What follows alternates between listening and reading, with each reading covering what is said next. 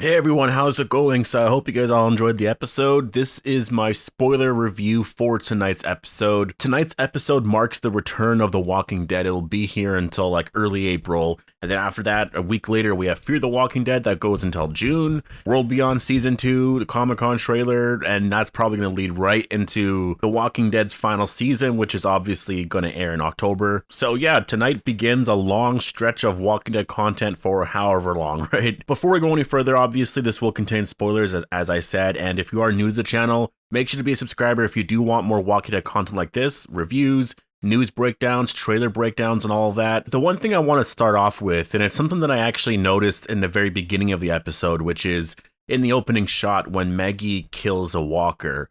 It actually seems like she kills a whisperer in that scene. Either that or Greg Nicotero's walker masks weren't put on properly, but I'm pretty sure that is a whisperer that was just a walker, which is hilarious when you think about it. Like, that person's a walker, but wearing a walker mask. Maggie does see Negan in the opening moments here, and I think that emotionally messed her up quite a bit, because there was actually supposed to be dialogue. There was originally dialogue in this scene between the two, but they had to cut it out because when they were editing the episode, they saw that Lauren Cohen's expressions were just, they were so strong that it was just that much stronger of a moment to keep her silent throughout the whole scene and just like walk off. I also noticed one thing in the episode too, was it's at the end, and I just wanted to mention this here. It says silence the whisperers or whispers or something, but the silence was crossed out and now it just says whisperers or whispers, whatever, and then they added into screams, which is actually a nod to the comic book. It's the, I don't remember which volume it is, but it's one of the Whisperer volumes. That was the title of it. Now, the whole big story or appeal to this episode was that Maggie has returned, and it's just kind of her reaction to everything. And then Maggie and Daryl, I guess, reminiscing about the past, are catching up and stuff like that. And we start off with a scene we already got earlier in the week. Maggie sees Hilltop burnt down.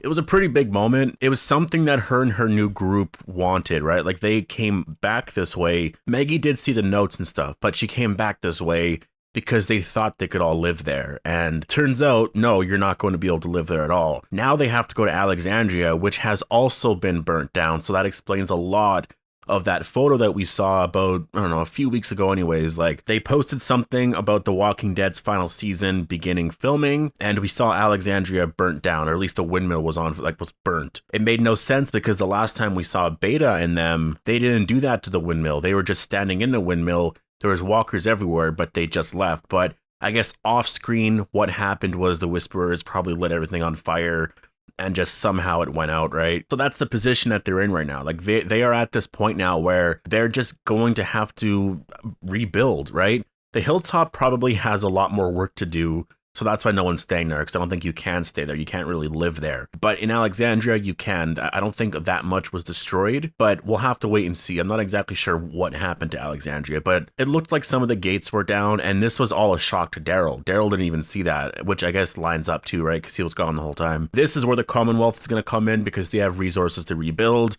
And that's where a lot of things in the final season anyways are going to come into play. Carol does confess to Maggie saying, look, I let Negan out because he was the only way that we could defeat Alpha and the Whisperers, and we needed to defeat Alpha and the Whisperers, right? And Maggie seemed pretty pissed off about it, but I would say throughout the whole episode, she kind of gives me the impression that she's not mad at Carol about it. She understands why Carol did it, but I still don't think Negan's out of the woods yet. Like, I think he's still going to leave Alexandria, and it's going to be because of Maggie. And I see it's pretty mixed, actually. If not mixed, I would say leaning more towards hate for Maggie right now, which is a little weird. Like, whenever I talk about the whole Maggie and Negan issue, when I look in the comments, it's exactly what I see. I see Negan and everyone praising him, and then everyone else saying that they hate Maggie because of the way that she's treating Negan. So yeah, I don't know how that's going to work out. For me personally, I do want Negan just to be allowed in Alexandria, but I also understand Maggie's point of view. So yeah, I hope people don't hate on Maggie too much, but you know that people are going to have their own opinions. So now the plot of the episode, like I said, was Maggie wanted to take Daryl and Kelly to her group bring them back to Alexandria since the Hilltop was burnt down. And then on their way there, they find this their rendezvous point anyways was destroyed and burned down by a new group called the Reapers. Herschel goes missing, and thus starts the conflict of this episode, right? And we also meet two new characters, Cole and Elijah. Elijah we met in the season 10 finale. Now on Cole, he could potentially, I don't know if, like, no one's really talked about this yet, but I'm just going to throw this out there. He could potentially be a love interest for Maggie, much like Dante was in the comics, because he seems like the strong, independent guy who keeps people safe. Like, he's butting heads with Daryl. You know, it's like all this macho-ness, right? Like, Dante was kind of like that a little bit, but not too much. And that's not really the point anyways. Like, the point is that Maggie's, like, right-hand man was Dante in the comics. He did everything for her. And on the show, that was Eldon for a while, but obviously that turned into something completely different. So this guy could be that for Maggie. I'm pretty sure in the end, Maggie and Dante aren't together. He was more of a rebound anyways, but that could be what Cole is for Maggie, right? Just like this rebound thing. And we could see that happen in the final season. She finally gets over Glenn or whatever that is, moves on. It's probably not going to last, obviously, but she takes a step in that direction. I mean, man, Maggie's going to have some controversial moments if that happens. Like, people are going to be upset about the way she's treating Negan, and then the stuff with Cole. Like, but yeah, as for Cole, I mean, he's very likable. I think that, you know, for Negan, definitely there's going to be some issues there. He's not going to like him. And also with Daryl, I think there might be some issues there, but it's just going to be a lot of arguing, I think. And in terms of Elijah, he actually takes his mask off in this episode. And he doesn't talk much. I don't think he actually said a word in this episode. I could be wrong, but I don't think he said a word. So is he not able to talk? Like, what is his issue? I don't, maybe he's just very shy. I don't know, but he has a close bond already with Kelly that seems to naturally form just great. They both lost their sisters, and I absolutely love that relationship. I definitely hope that we see a lot more of that. I think that, I don't know, it was just their scenes together. It was just so, it was just amazing. Kelly is just awesome. I love the fact that she is on this show. Her and Connie are just amazing. Sucks that Connie's not here right now, but we still have Kelly. The whole sign language thing is definitely really cool. Like, it's added this whole other layer to the show. The fact that Daryl has learned that, like, it's just so cool. But as they're on this journey, they hole up in, like, these storage container things. And then we learn some stuff about what happened to Maggie. We learned that Georgie went missing after she heard about a city group out west, which could reference the Commonwealth or it could reference something else. Because in the comics, they mentioned something about uniting some civilization or like city or something to the west and the east. There was some kind of union that happened within those 25 years. That could be what this is referencing. I have no idea, but Maggie stayed in Knoxville this entire time. A bunch of stuff happened, and that's why they had to leave Knoxville, because of the Reaper. So this is where you can actually get into a spinoff, which would be kind of cool. You could explore what Maggie was doing in Knoxville and the community that she had there, how she met all these people, stuff with Georgie and all that. Like, there's a potential for like a limited series spinoff there anyways. We also learned that Maggie took Herschel to her Nana's place. Glenn and her talked about going there. I'm guessing that was sometime after season 4, between 4 and 6 anyways. And so Maggie took Herschel there after the whole situation happened at Knoxville. And Herschel just loved the water. Beautiful family moment. You know, Glenn would have loved it. And it was definitely one of those like emotional moments I was wanting with the character. And that's what I mentioned in my non-spoiler review, is that in Maggie's return episode, in the not finale now, but season 10, episode 16, we didn't get moments like this. That's what I wanted with her. I wanted to see just more of this stuff brought up. More naturally, though, obviously. I didn't want it to be like this, just bringing up Glenn for the sake of bringing up Glenn, right? But they had to catch up on some stuff. You know, like her and Daryl haven't seen each other in a while. And she brought up Glenn in a way it made sense, was that her and Glenn talked about going somewhere, and that's where she took Herschel, right? She told Herschel about his family, and then Herschel asked, how did his daddy die? And that's where it's like, oh shit. And that's what I wanted to see ever since we got to the very beginning of the A New Beginning arc. So that's early season 9. I was waiting to get to this point where Herschel would question Maggie about, I guess, his father.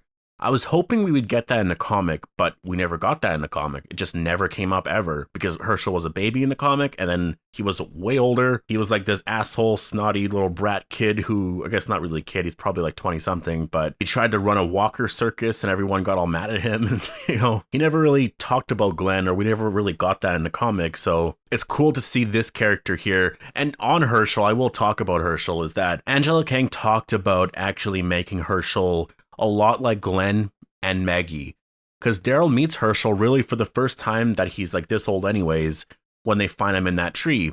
And his first lines are, "Hey mom," which it just like, that is so in a way nostalgic, just because Glenn's first lines ever on The Walking Dead were, "Hey dumbass," to Rick, right, in the first episode. I got a little emotional watching the scene, you know, just Herschel is just so much like Glenn, just seeing him there so happy, so bright and happy, always making the best of the situation, because that's what Glenn was like, right? It was just such an amazing, just beautiful scene, and it's so tragic that Glenn's gone, that he doesn't get to experience his son and just what he's like. They both would just be so much alike. They'd probably annoy the hell out of Maggie, and oh, I wish that relationship could happen. It really does suck. It's so tragic.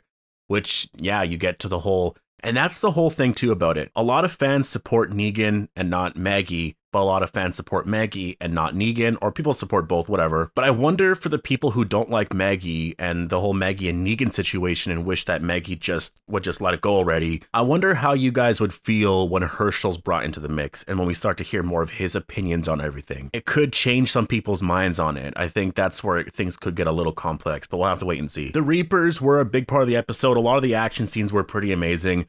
The Reapers are actually pretty terrifying if they are that skilled, because this was just one guy. One guy did all of that.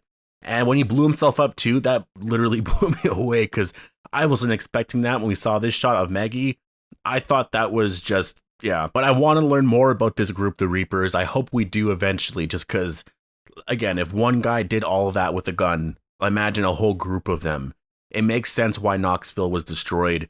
The Reapers would have taken out the Whisperers just like that, and the Saviors.